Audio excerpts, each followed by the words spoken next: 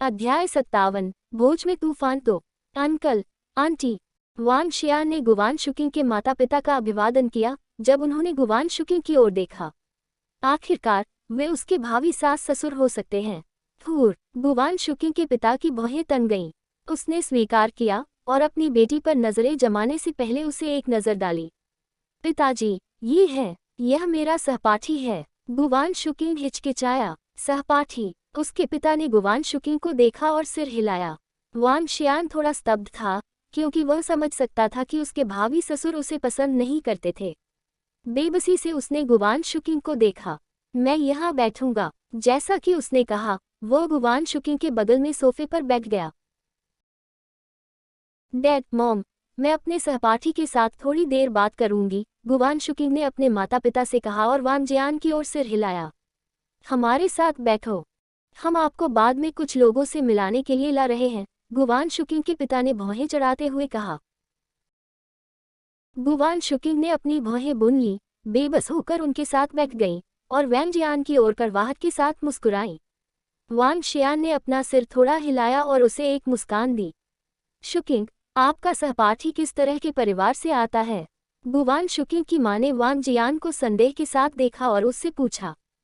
मेरी यह सहपाठी, गुवान शुकिंग ने वांग जियान पर एक नज़र डाली और कुछ गर्व के साथ उत्तर दिया, वास्तव में कमाल है, माँ। वह मेरी ही उम्र का है, लेकिन वह पहले से ही लाखों डॉलर कमाता है। क्या वह शानदार नहीं है?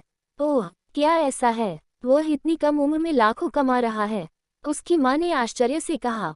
गुवान शुकिंग के पिता भी दंग रह गए। उसने अपनी बेटी को देखा और पूछा, वह किस तरह का व्यवसाय कर रही है? वह, गुवान शुकिंग ने हंसते हुए कहा, डैड, मॉम, मैं आपको ये बता दूं, वह उसका सबसे अच्छा हिस्सा है। उनकी केवल एक छोटी बहन है, लेकिन उन्होंने खुद पर भरोसा किया और एक उद्यमी बन गए। क्या आपको नहीं लगता कि वह कमाल है? कोई पृष्ठभूमि नहीं। उसके पिता एक पल के लिए रुके और फिर से भौहें चढ़ा लीं।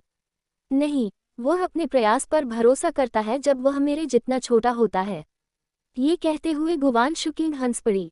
उसके पिता ने अपना सिर थोड़ा हिलाया। इसमें कोई आश्चर्य नहीं है कि उसने इस स्थान पर सामान्य कपड़ों में प्रवेश किया है।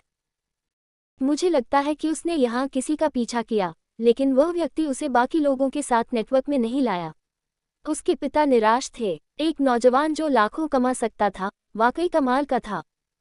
लेकिन बिना किसी समर्थन या पृष्ठभूमि के, उसकी उपलब्धियां सीमित होंगी। जब उसने वांग शियान को कुछ खाना उठाते और अकेले खाना शुरू करते देखा, तो उसने अपना सिर और भी हिला दिया। अपने पिता के चेहरे पर अभिव्यक्ति देखकर गुवान शुकिंग को यकीन नहीं हो रहा था कि ऐसा क्यों है। निदेशक वो यहाँ है, चलो चलते हैं, शुकिंग। उसके पिता ने हॉल पर एक नज़र डाली और एक परिचित व्यक्ति को देखा। उसने जल्दी से उठकर उन्हें बताया।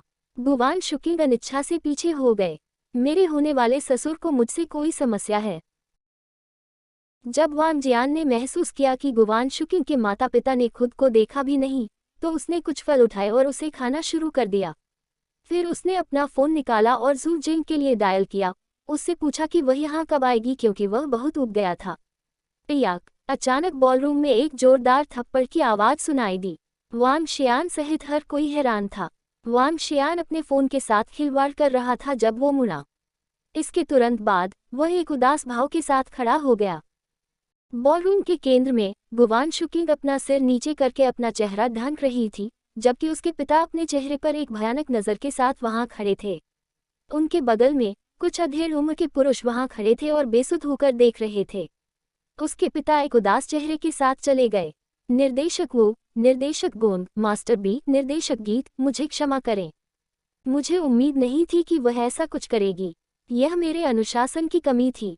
मुझे क्षमा करें। वांग शियान बॉलरूम के बीच में आ गया क्योंकि उसने गुवान शिचेंग को झुकते हुए और डरते हुए माफ़ी मांगते हुए देखा। क्या आपको लगता है कि आप इसे एक थप्पड़ से सुलझा सकते हैं? मेरा बेटा अब टूटे हुए अंगों के साथ अस्पताल में पड़ा है। चेयरमैन वू ने गुवान शिचेंग को ठंडेपन से देखा। जब उन्हें पता चला कि उनके बेटे को दोपहर में अस्पताल भेजा गया है, तो वह चौंक गए। वो हड़बड़ी में अस्पताल पहुंचा, जहां डॉक्टर ने उसे बताया कि उसके बेटे का दाहिना हाथ और पैर टूट गया है। इसे ठीक होने में 3 से 4 महीने लगेंगे। बेटे के बेहोश होने पर वह भड़क गया। उसने अपने बेटे से सीखा कि सब कुछ गुवान शुकिंग और उसके प्रेमी के कारण हुआ। इससे उनका खून खौल उठा। उन्होंने तुरंत लोगों को विशिष्ट विवरण और उनके बेटे को पीटने वाले अपराधी की जांच के लिए भेजा। फिर भी गुवान शिचेंग ने अभी अभी उसका अभिवादन किया। अगर यह किन परिवार की घटना नहीं होती तो वह शायद अपना कदम उठा लेता। बाकी के 3 मध्यम आयु वर्ग के पुरुषों में वही भावनाएं थीं जब वे गुवान शिचेंग को उदासीनता से घूर रहे थे। गुवान शिचेंग भयभीत था क्योंकि उसे उम्मीद नहीं थी कि उसकी बेटी इस तरह की मुसीबत खड़ी कर देगी। वह अपने जूतों में कांपने लगा। शुकिंग। वांग शियान आगे बढ़ी और धीरे से उसका नाम पुकारा। जैसे ही उसने देखा कि गुवान शुकिंग ने उसका चेहरा पकड़ रखा है, उसने धीरे से अपना हाथ बढ़ाया और उसके गाल को सहलाया। जियो जियान। उसके हाथ पर एक आंसू की बूंद गिरी। गुवान शुकिंग ने अपनी ठुड्डी को उठा लिया और उसकी आंखों में आंसू आ गए। ठीक ठाक है, मैं यहाँ हूँ। वांग शियान ने अपना दिल उसके लिए सहलाया। उसने उसके गाल को मॉइस्चराइज करने के लिए ड्रैगन एनर्जी का इस्तेमाल किया। आप कौन हैं? मेरे रास्ते से हट जाओ। गुवान शिचेंग ने कांपते शरीर के साथ गुवान शुकिंग को देखने से पहले सबसे पहले वांग जियान को देखा। मैंने तुम्हें उठाया। यदि आप मुझ पर एहसान नहीं कर रहे हैं तो ये ठीक है। फिर भी आप इतनी परेशानी में पड़ गए। मैं तुमसे कह रहा हूँ, मेरे पास तुम्हारे जैसी बेटी नहीं है। वांग शियान ने गुवान शिचेंग को देखा और भौहें चढ़ा लीं। फिर उसने मुड़कर अधेड़ उम्र के 4 आदमियों को देखा। ठंडी मुस्कान के साथ उन्होंने कहा, मैं वह था जिसने तुम्हारे सभी बेटों को पीटा। क्या इससे पहले कि 4 अधेड़ उम्र के पुरुष कुछ कह पाते, गुवान शिचेंग ने अपनी निगाहें वांग शियान पर घातक रूप से टिका दी। आप ही थे जिन्होंने उनके बेटों को पीटा। हाँ अंकल, वो मैं था, और इसका शुकिंग से कोई लेना देना नहीं था। वांग शियान ने गुवान शिचेंग को देखा और सिर हिलाया। महान, तो ये तुम थे। तुम बदमाश, तुमने उनके बेटों को मारने की हिम्मत कैसे की? आप अपना विनाश खुद कर रहे हैं। गुवान शिचेंग ने एक घिनौने चेहरे के साथ वांग शियान की ओर इशारा किया। आप अपने शिष्टाचार के बिना सिर्फ एक जंगली बच्चे हैं। गुवान शिचेंग ने 4 मध्यम आयु वर्ग के पुरुषों को देखा। मास्टर बी सेन, निर्देशक वू, निर्देशक गोंग और निर्देशक गीत, ये सब उनकी गलती थी और इसका मुझसे कोई लेना देना नहीं है। गुवान शिचेंग को खुद पर उंगली उठाते देख वांग शियान ने अपनी भौहों को कसकर बांध लिया। आपकी बेटी इस मामले में शामिल है। मास्टर बी सेन ने गुवान शिचेंग को देखा और ठंडेपन से कहा। इसके बाद उन्होंने वांग शियान की ओर रुख किया। तुम्हारी हिम्मत कैसे हुई मेरे बेटे को मारने की? तुम सच में लाजवाब हो। तुमने मेरे बेटे के हाथ पैर तोड़ दिए। बहुत अच्छा, मैं ये सुनिश्चित करूंगा कि आप इसे 10 गुना चुका दें। निर्देशकों उसे गुस्से से घूर रहे थे। अध्याय 58। भोज में तूफान 3। बैंक्वेट हॉल में हर कोई हंगामे से आकर्षित हुआ और जिज्ञासु रूप से इकट्ठा हुआ। वांग जियान ने मास्टर बी सेन, निर्देशक वू, निर्देशक गोंड और निर्देशक सॉन को उदासीनता से देखा और स्पष्ट रूप से कहा, मैंने उन्हें पहले ही हरा दिया है। तुम लोग क्या चाहते हो? उन्होंने कहा, आप कितने अहंकारी हैं कि आपने उन्हें पीटना स्वीकार किया। हे, तुम्हें क्या लगता है कि मास्टर बी सेन के बेटे को पीटने के बाद तुम्हारा क्या परिणाम होगा? वांग शियान का जवाब सुनकर एक युवक बाहर खड़ा हो गया और उसने वांग शियान का उपहास उड़ाया। कैसे? यह एक अच्छा सवाल है। यह एक अच्छा सवाल है। मास्टर बी सेन ने अभिमानी वांग जियान को देखा और उपहास किया। हम किन परिवार के भोज में हैं इसलिए मैं अभी कुछ नहीं करूंगी। भोज समाप्त होने के बाद मैं तुम्हें वीरानी का अनुभव करने दूंगा। मैं तुम्हें अपने बेटे को पंगु बनाने का परिणाम बताऊंगा। युवा बालक, मुझे परवाह नहीं है कि तुम्हारे पास किस प्रकार का समर्थन है। मैं तुम्हें आज मृत्यु से भी बदतर अनुभव करने दूंगा। निर्देशक वू ने वांग जियान को जमकर घूरा। मुझे आश्चर्य है कि आज इस कम कपड़े वाले लड़के को कौन लाया। हालांकि मुझे परवाह नहीं होगी कि वह कौन है। आपने आज जो किया है उसकी कीमत आपको चुकानी पड़ेगी। निर्देशक सांग वांग जियान पर चिल्लाया। किसने उम्मीद की होगी कि मास्टर बी सेन, निर्देशक गोंग, निर्देशक सौंग और निर्देशक वू के बेटों को अपंग करने के लिए यह बालक इतना पागल होगा। वह वास्तव में मरने के लिए उत्सुक होना चाहिए। हाँ, भोज में भाग लेने के लिए साधारण पोशाक पहनने के लिए उसकी परवरिश वास्तव में खराब होनी चाहिए। वह वास्तव में मौत के लायक है। यहाँ तक कि अगर 4 परिवारों के लोग उसे अपंग कर दें तो भी इसे ओवरबोर्ड नहीं माना जाएगा। अगर ये लड़का मेरे बेटे को छू भी ले तो चाहे कुछ भी हो जाए, मैं उसे मार डालूंगा। भीड़ ने वांग शियान की निंदा और आलोचना करना शुरू कर दिया। वह इस भोज में शामिल होने के लिए इस तरह की पोशाक कैसे पहन सकता है? मेरी राय में हमें उसे बाहर फेंक देना चाहिए, पहले बोलने वाले युवक ने एक बार फिर वांग शियान की ओर कहा।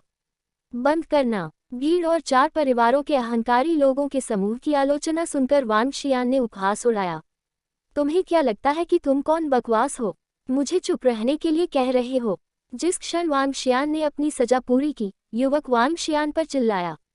वह मास्टर बी सेन के पास गया और कहा, मास्टर बी सेन, ये बच्चा ज़ेमिंग को हराने के लिए वास्तव में अहंकारी है। उसे आज परिणाम बता दो। वह वास्तव में अहंकारी है। मुझे इस तरह के घमंडी युवक को देखे हुए काफी समय हो गया है। मास्टर बी सेन ने वांग शियान को ठंडी नजरों से देखा। माफ करें। अचानक प्रवेश द्वार से एक ठंडी आवाज आई, जिसके बाद एक खूबसूरत महिला चली गई। उन्होंने रेड कलर की ड्रेस पहनी हुई थी और लाइट मेकअप किया हुआ था। कुल मिलाकर उसने दूसरों को दूर का अनुभव दिया। उनके प्रवेश ने कई लोगों का ध्यान तुरंत आकर्षित किया। कई युवकों ने इस आकृति की ओर उत्सुकता से देखा। मास्टर बी सेन के बगल में खड़े युवक की आंखें चमक उठी क्योंकि उसने अपनी मुट्ठी कसकर पकड़ ली। लैन परिवार की सबसे बड़ी बेटी लैन क्विंग्यू। वह लैन परिवार लैन क्विंग्यू की भावी उत्तराधिकारी हैं।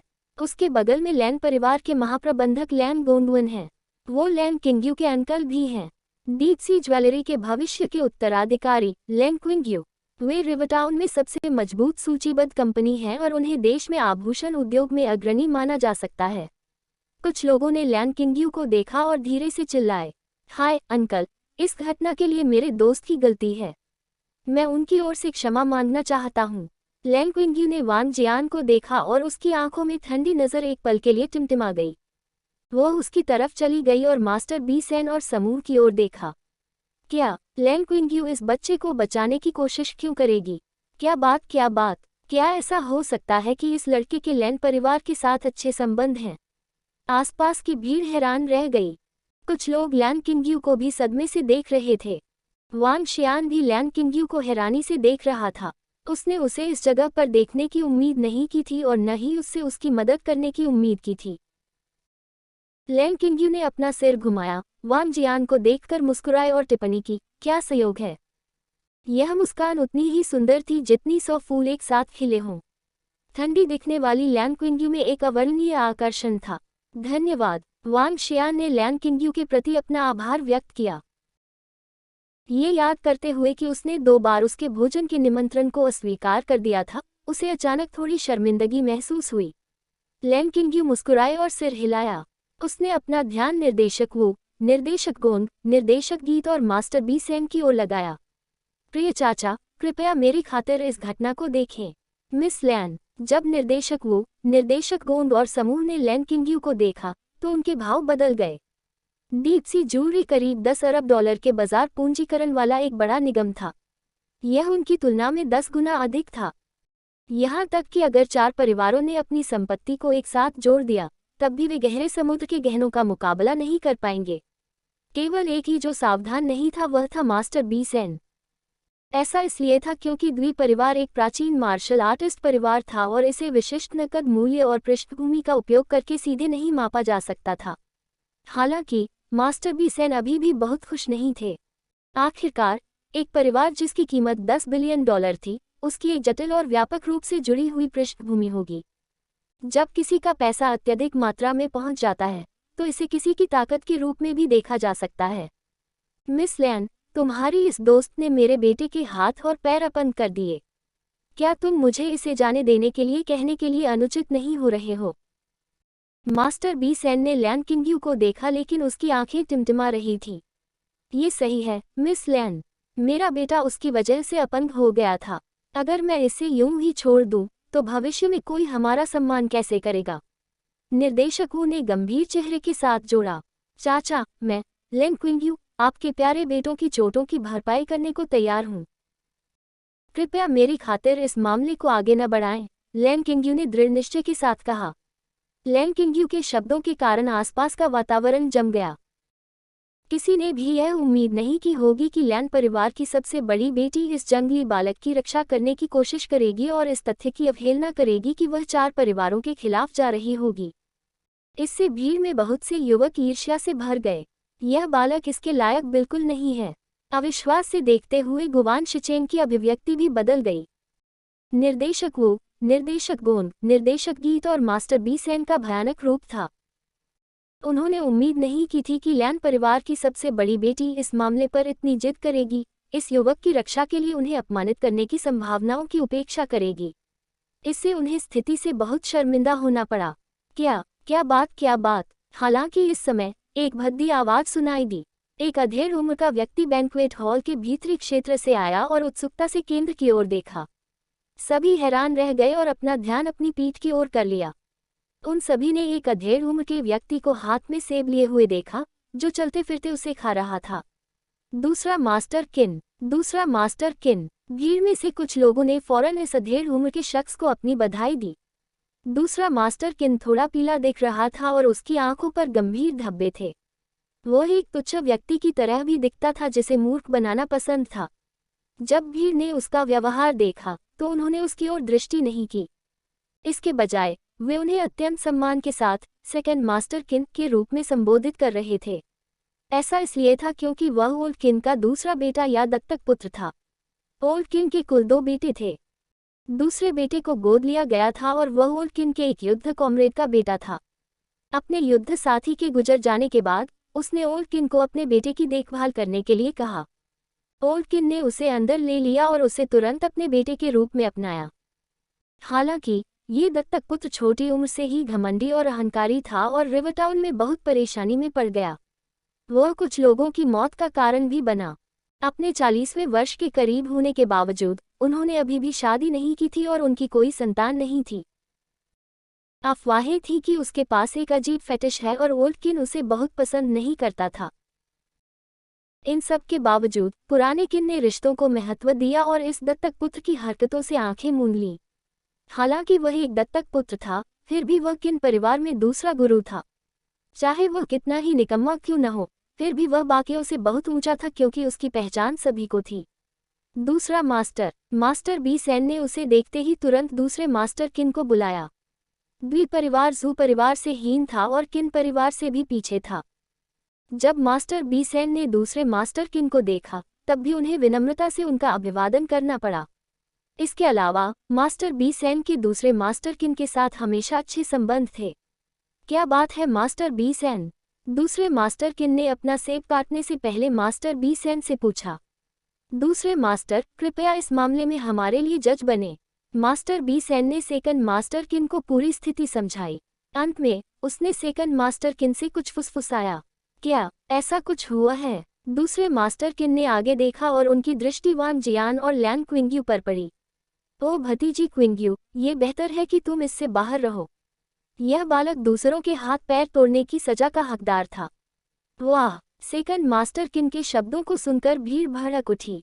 चूंकि सेकंड मास्टर किन ने बात की है, ये व्यर्थ होगा भले ही लैन क्विंग्यू ने उसके लिए एक अच्छा शब्द रखा हो। यह बालक मृत के समान अच्छा है। एंड नोट 1 इस संदर्भ में भतीजी किसी के भाई बहन के बच्चे के समान नहीं है। चीनी संस्कृति में एक व्यापार भागीदार या करीबी रिश्ते वाले लोग के बच्चे को भतीजी या भतीजा कहा जाएगा।